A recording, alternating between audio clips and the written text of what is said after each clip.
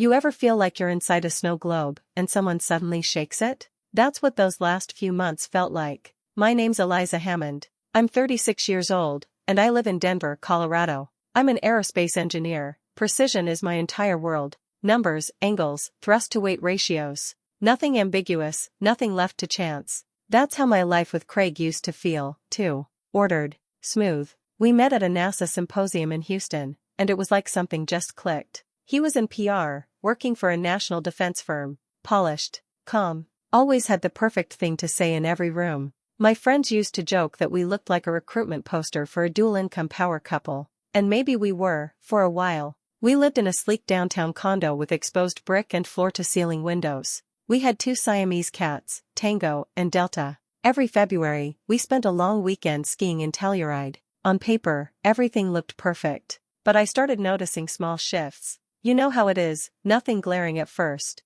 Just things that felt off. Craig started coming home late. Not absurdly late, but just enough that it made me tilt my head. 8:30 instead of 6. Then 9. Then, I'm just grabbing drinks with a few folks from work, his voice always casual, always just smooth enough to keep me from asking too many questions. I told myself I was being paranoid. Then, one night, he came home and hugged me like he always did, but I caught a different scent. Not his cologne. Something sweeter, feminine, subtle, but unmistakable. I didn't say anything. I just made a mental note. He stopped checking in during the day, too. Used to be, I'd get a midday text. Just a thinking of you or a stupid meme with an astronaut eating soup. Lately? Nothing. My phone stayed silent until evening. I started watching. Quietly. The same way I'd observe a test rig during a trial, waiting to see what would crack under pressure. One night I made his favorite pasta dish, set the table, even opened a bottle of wine we'd been saving. He walked in, saw it, smiled, then told me he had already eaten with some folks from corporate. That was when I felt it in my chest, like a microfracture in a rocket panel. Tiny, but fatal, if left unchecked. I didn't confront him. That's not who I am. I don't jump to conclusions or let emotions cloud my judgment. I log data. I wait for patterns. I started noticing a name on his lips more often, Sophie Monroe. He mentioned her in passing. She ran social media for his company. She's a genius at online engagement, he said once. Knows how to make a product feel human. I smiled and nodded, and then I started keeping track. Thursday nights became his usual networking evenings. Always the same routine, a quick kiss, a vague excuse, and he was out the door. I stopped trying to plan around him. Instead, I started planning for myself. That was the calm before it all fell apart. And somewhere inside that calm, I stopped being the wife who waited. I became the woman who was preparing for whatever came next. The message came in on a Wednesday afternoon, just as I was reviewing structural simulations for a satellite housing project.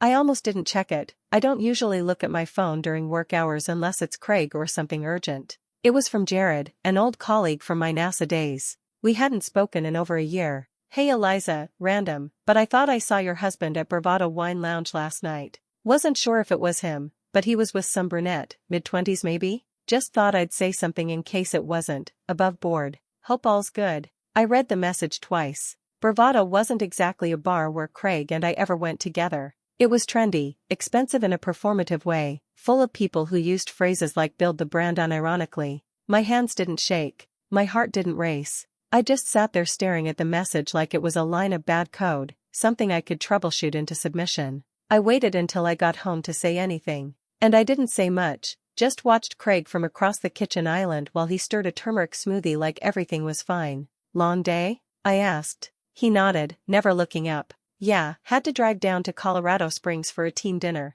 Didn't get back until midnight. I said nothing, just filed that detail away. Later, when he was in the shower, I opened his work laptop. I knew the passcode. He never changed it. I wasn't looking for texts. That's amateur. I went straight for the calendar. There was no Colorado Springs meeting. Nothing scheduled at all for the previous night. In fact, the last few Thursday nights all had vague labels, private engagement, off-site debrief, or just blank. I checked his recent emails, just subject lines, nothing more. One name showed up consistently, Sophie Monroe. I looked her up. She was 28, polished, with that influencer-type sheen. Her LinkedIn photo had her posing beside a ring light. She described herself as a brand architect with a gift for storytelling. I found her Instagram, open, of course. There she was at Bravado, wine glass in hand. The same night Jared said he saw Craig. I zoomed in. You couldn't see who was with her, but there was a men's jacket sleeve at the edge of the frame.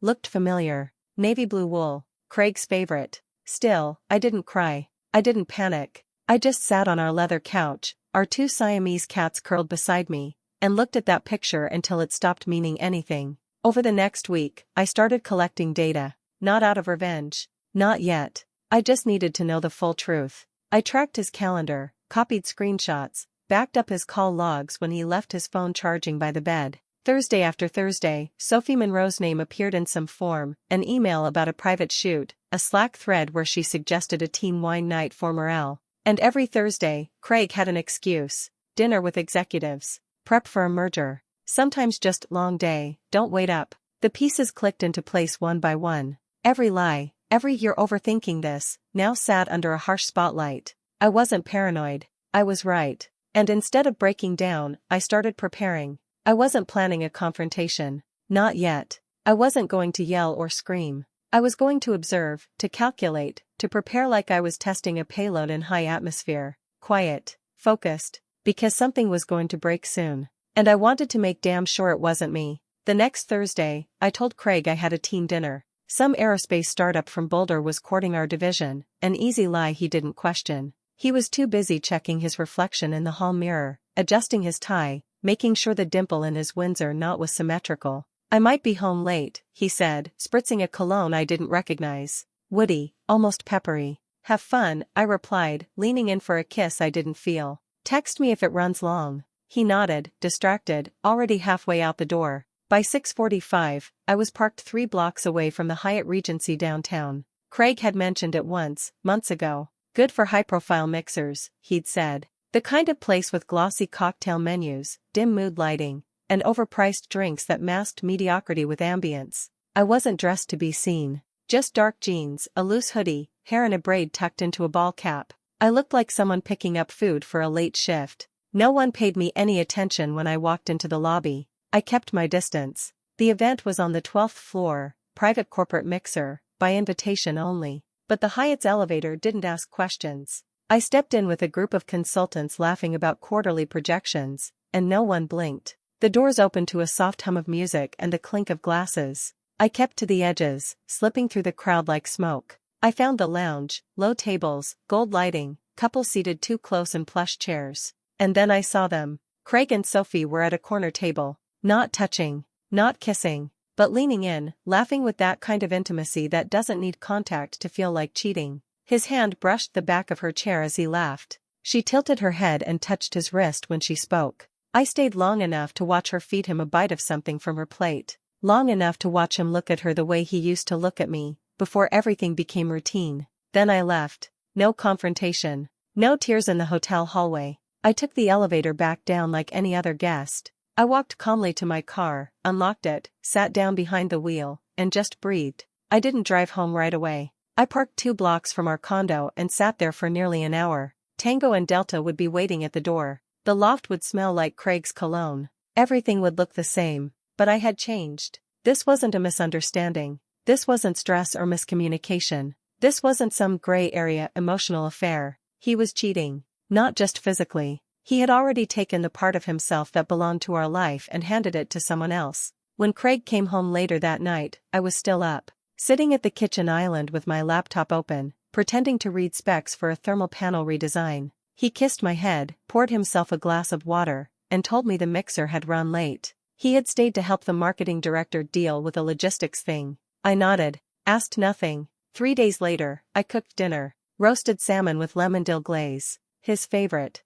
We sat across from each other. He told me about work. I nodded, said little. When he reached for the wine bottle to refill his glass, I spoke. How long have you been sleeping with Sophie Monroe? He froze. Didn't move. Didn't even pretend to mishear me. Eliza, answer the question. He set the glass down slowly, cleared his throat. It's not what you think, he said. It's complicated. No, I replied, meeting his eyes. It's really not. He sighed, pinched the bridge of his nose like I was the one making this difficult. It just happened, he said. We weren't looking for anything. It was just chemistry. Accidental. I stared at him. No blinking. No expression. Accidental chemistry, I repeated. He nodded. Yeah, I didn't plan it. It just, like slipping and falling into a body? I said quietly. He winced. Come on, Eliza, don't be cruel. Cruel would be flipping this table, I said, still calm. Cruel would be dragging this into your office and letting everyone hear the audio of your little accident laughing over Pinot Noir.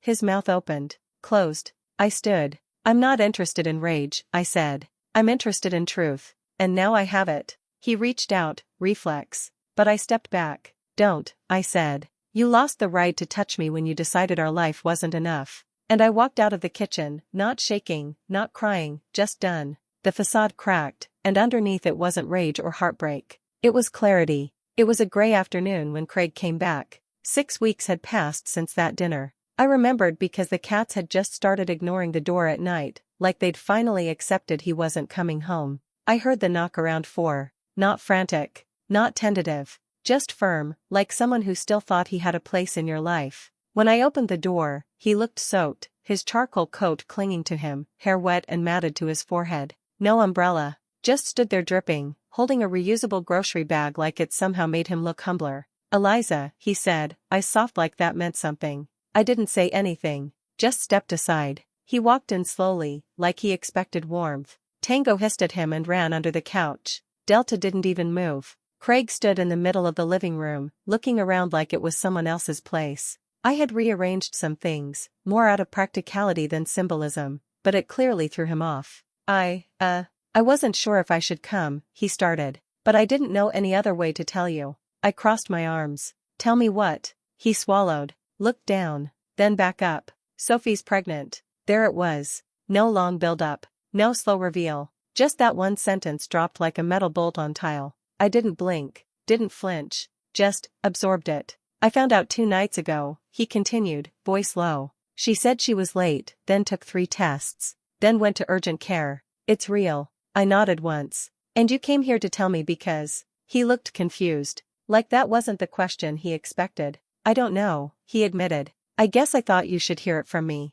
Before someone else. I let out a breath. Not a sigh, just air leaving my body in that deliberate, measured way I learned from years of test flights. Craig, I said calmly, I don't love you anymore. His eyes snapped up. What? I repeated it, not louder, just slower. I don't love you anymore. But, Eliza, this is our life. You and me, our cats, our home. No, Craig, I said, stepping closer, keeping my voice even. That was our life. Past tense. He sat down on the edge of the couch, shoulders hunched like he was preparing for impact. I'm not asking you to take me back, he said. I needed you to hear it. You wanted to unload it, I corrected. Because deep down, you still think I'm the one who keeps the chaos organized. Even now. He said nothing. I looked at him. Really looked. And for the first time since he walked out that door 6 weeks ago, I felt nothing. No pain. No fury. Just relief. I started the divorce paperwork last week, I told him. I'll email you the details. I've already retained someone. That caught him off guard. Already? Yes, I said. I'm not doing the slow death by 1,000 conversations thing. I'm treating this like I would a failing system. Identify the fault. Remove the liability. Begin repairs. He looked like he wanted to argue, but didn't. Instead, he nodded, stood up, and quietly said, I really did love you, Eliza. I tilted my head. Then you should have protected what we built. He left without another word. I locked the door behind him. Then I sat down, pulled up my laptop, and opened the spreadsheet I'd created 2 weeks ago. Dissolution plan, Hammond marriage. Tabs labeled assets, pet custody, division of furniture, digital subscriptions. I didn't cry. I finalized the task list, assigned deadlines, called my attorney and confirmed the appointment. That night, I poured a glass of wine, turned on a playlist of string instrumentals, and started disassembling the life we'd built, one clean, calculated step at a time. It wasn't grief. It was freedom. It was late February when I ran into Marcus Lane. Denver was cold in that in-between way, slush on the sidewalks, sky hanging low like it couldn't decide whether to snow or not. I had taken the afternoon off to file a change of name request at the county records office. One small checkbox in the slow, deliberate unraveling of my old life. I was standing in line, reviewing paperwork for the 5th time, when I heard a voice behind me. Eliza Hammond? I turned. Marcus. He looked older than I remembered, but in a good way. Like he'd finally stopped pretending to be the young entrepreneur with something to prove and just leaned into adulthood. Craig's old college roommate. They used to be close, business partners for a while before some falling out I was never given the full story on. Wow, it's been a minute, I said. Yeah, he smiled. Last time I saw you, you were giving a toast at Craig's birthday. 2 years ago? I nodded. Things change. His expression shifted. A little more careful now. I heard about the divorce. I wasn't in the mood for pity, so I shrugged. Turns out fidelity isn't part of the modern PR playbook. Marcus blinked, then gave a slow nod. Can I buy you coffee? He asked. This might sound weird, but I think we should talk. We ended up at a cafe around the corner. Tiny place, steam fogging up the front windows. Marcus ordered an Americano. I stuck with black tea. I didn't plan to get involved, he said once we sat down. But I found something out. And I think you deserve to know. I didn't say anything, just waited. It's about Sophie, he continued. I actually dated her. Briefly. Right before she got hired at Craig's firm. That made me pause. How briefly? About 3 months. Off and on. I met her at a product launch party. She was there with one of the digital content vendors. We had a thing. But she ended it. Said she was focusing on her career. He reached into his coat pocket and pulled out his phone. Scrolled. Then handed it to me. Text messages. From Sophie. I know this is messy, but I'm not ready to tell Craig yet. I haven't even told him about the test. I need time. Marcus, don't make this complicated. Let's not get emotional. Dates and timestamps. All from the last 3 months. Some overlapped with the timeline of Craig and Sophie's accidental chemistry. I scrolled further. Screenshots. A few voice memos. One where she said, plainly, I need to figure out what's best for the baby, not necessarily who the father is. I looked up slowly. She told Craig he's the father, I said, not asking. Marcus nodded. And he believed her. Because why wouldn't he? But based on the dates, and the conversations, we're not exactly looking at a clear chain of custody. I almost laughed at the phrase. So, I said carefully, you think she's playing him? I don't think, he said. I know. I sipped my tea. My fingers felt cold despite the warmth in the cup. Marcus leaned in. Look, I'm not here to stir drama. But Sophie, she's not some doe-eyed intern. She's sharp. And she knows how to navigate powerful men. I looked at him. And you didn't figure that out while you were dating her? He winced. Yeah, well, lesson learned. For a moment, we just sat there, 2 people who had been orbiting the same wreckage without realizing it. I think Craig genuinely believed it was love, Marcus said. But he wasn't the only one in her gravity field. That night, I forwarded the files Marcus gave me to my attorney. Not out of spite. Not to make noise. I just wanted a full record. Because this wasn't just about my marriage anymore. It was about the truth, messy, inconvenient, and overdue. Craig had rewritten the story of our life so he could play the romantic lead in a new one. But Sophie? She was holding the pen. And now, the ink was smudging. It was a quiet Sunday when the plan took shape. I was at home, sitting on the floor of the guest room, which had recently become my planning bunker, surrounded by open folders, labeled flash drives, and 3 spreadsheets I'd color-coded for clarity. The air smelled faintly of vanilla from the candle I kept lit for focus. Tango snored beside me in a sunbeam. Delta was stalking dust bunnies under the futon. Marcus sat across from me, cross-legged, holding a USB drive like it was evidence from a federal case. This is solid stuff, he said, watching the waveform of Sophie's voice play on my laptop. You sure you want to do this at the banquet? I didn't look at him. Just rewound the clip again. Sophie's voice, airy and offhand. I never said for sure it was Craig's baby. But what was I supposed to do, lose both options? I paused the audio. It's not about revenge, I said. It's about precision. The truth should land where the lies once bloomed. Marcus gave a dry chuckle. You always talk like a physicist. Engineer, I corrected. Precision matters. He set the USB down. Still, a company banquet? That's a pretty public stage. Exactly, I said. Craig crafted his whole persona in that spotlight. He made himself the guy who had it all. Gloss, charm, stability. This event is about celebrating that image. And we're tearing it down. No, I said calmly.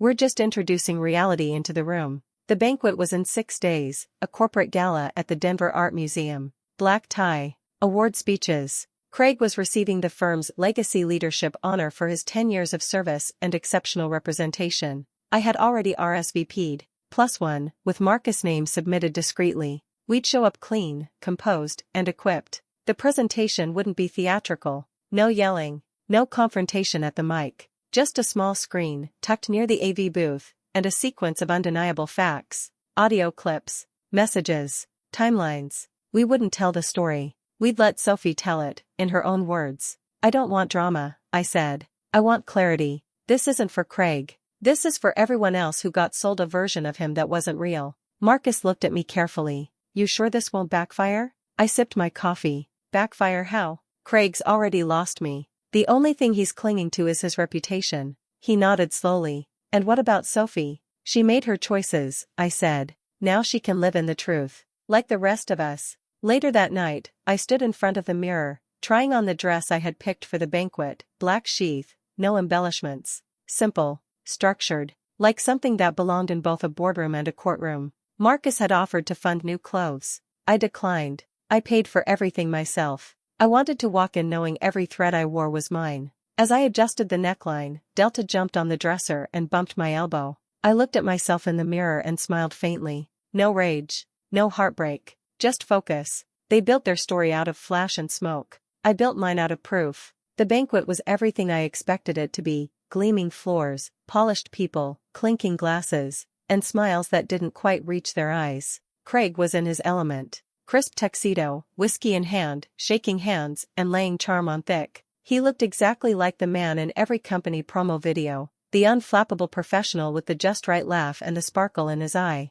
He hadn't noticed me yet. Good. Marcus and I arrived precisely 25 minutes after the official start time. Not early, not late, just enough to blend. He wore a charcoal gray suit, understated, clean. I wore the black sheath dress. No jewelry, no theatrics, just presence. Ready? He asked quietly as we stepped into the atrium. Already running, I said, and tapped my phone. The AV team had received our media packet earlier that day, under the name of a supposed guest speaker who'd cancelled last minute. Marcus had used his old production company credentials to slide it in under the radar. At 7:52 p.m., Craig was mid-speech. He stood under a gold spotlight, smiling with that half-humble, half-proud tone he'd perfected over years of PR coaching. What I've always believed, he said, gesturing smoothly, is that integrity is the currency of leadership. Without it, there's nothing. Cue. Marcus gave a small nod from the corner of the room, and the screen in the rear display area, meant to be a slideshow of employee memories, flickered.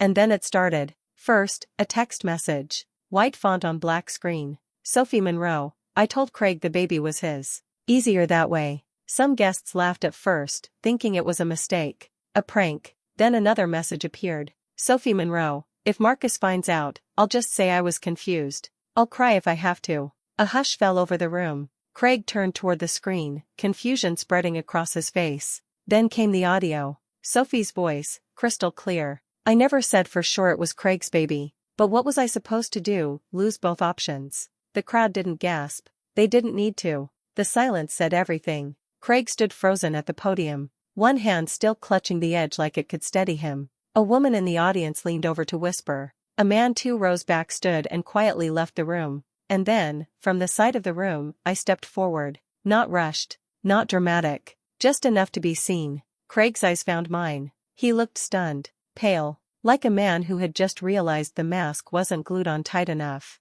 Sophie, seated near the front, stood up too fast, knocking her wine glass to the floor. It shattered. She muttered something about a smear campaign and started to walk toward the exit. Marcus calmly stepped into the aisle. Leaving so soon, Sophie? She stopped, eyes wide. She didn't expect to see him. You have no right. He cut her off. You made me a right. With every lie, every voice memo, every receipt. Craig tried to speak then, stammering something about private matters and inappropriate timing. I raised one hand. Calm, measured. Integrity, Craig, I said. That's what you said. Integrity is the currency of leadership. Tonight, you just filed for bankruptcy. The room remained silent. No one stood to defend him. No one clapped. No one laughed. They just watched. Sophie slipped out the side door. Craig stayed frozen. Marcus turned to the crowd, held up a flash drive. If anyone has questions, the full file is here. Unedited. No one stopped us as we left. No one tried to smooth things over. That was the thing about public truth. Once it landed, it didn't need to shout. It just echoed. By the time we reached the elevator, Craig still hadn't moved. And for the first time in our entire marriage, I knew exactly where I stood. In the light. while he stayed behind in the ruin of the story he built. Craig showed up at my building the next morning. Not in his usual tailored coat or with that polished charm he'd always wrapped around a lie. He looked hollow, like someone had finally taken a high beam to the version of himself he spent years curating, and he couldn't quite adjust to the exposure. He buzzed 3 times. I ignored the first 2. The third came with a text. "I just want to talk, please." I opened the door, but only far enough to lean against the frame. "You've got 5 minutes," I said. He stood there, mouth slightly open like he'd been expecting something else. A softer version of me, maybe. The version that used to fix everything behind closed doors and never ask for anything back. "Eliza," he said, "I didn't know about Sophie. The baby might not be mine, I swear, if I had known." "But you didn't," I interrupted. "Because you weren't interested in knowing. You wanted the version of the story that made you look noble, like a man torn between responsibilities, not a man caught lying to his wife." His eyes dropped to the ground. "I made a mistake," he murmured. "No," I said. "You made a series of choices. A mistake is forgetting to RSVP to a wedding. You had dinner with her, slept with her, planned a life outside of ours. You looked me in the face every day and pretended nothing was happening." "I was scared," he said, trying again, "of losing what we had." I actually laughed at that. "What we had, Craig? You mean the life you abandoned piece by piece while I was still inside it?" He had no answer. "I just thought, maybe you could forgive me," he said finally, voice small. "Maybe we could start again, fresh." "I already started again," I said. "Just not with you." His face changed then. Not angry, just confused. Like he couldn't quite compute a world where I wasn't orbiting him anymore. "I've been seeing someone," I said simply. "That did it." His mouth twitched. "It's new," I added. "Slow, but real." "Who?" he asked. Like he had a right to the details. "Alan. A systems analyst from the tech summit I attended last fall. We reconnected at a design thinking panel in Boulder. He's grounded, steady, asks questions instead of performing answers." Craig's jaw tightened, but he didn't speak. "Don't worry," I said. "I'm not replacing you. I'm just finally choosing me." He nodded once, then turned to leave. At the elevator, he looked back over his shoulder. "I did love you," he said. "I believe that," I replied. "But loving someone doesn't mean you treated them right." After he left, I sat by the window with a cup of coffee and let the quiet settle in. Later that week, Marcus called. I could hear wind in the background. He was in Seattle. "She had the baby," he said. I blinked. "Already?" "Yeah. Little girl. Sophie named her Aria." There was a pause. "And?" I asked. "It's mine," Marcus said. "The paternity test came back yesterday." I didn't say anything. I could hear him shifting the phone to the other ear. "I was there when she gave birth," he added. "Not because I'm still in love with her. I'm not. But because the baby didn't ask for any of this." I understood that. "Will you be together?" I asked. "No," he said. "But I'll be in Aria's life. She deserves that much. Honesty. Presence." I smiled faintly. "That's a good start." After we hung up, I didn't feel relief. I didn't feel triumph. I felt peace. I thought about Craig, probably packing his things for a new job in some smaller city, where no one knew what happened at the banquet, where he could build a new version of himself from scratch. And I thought about Alan. How he laughed with his eyes, not just his mouth. How he listened to the pauses between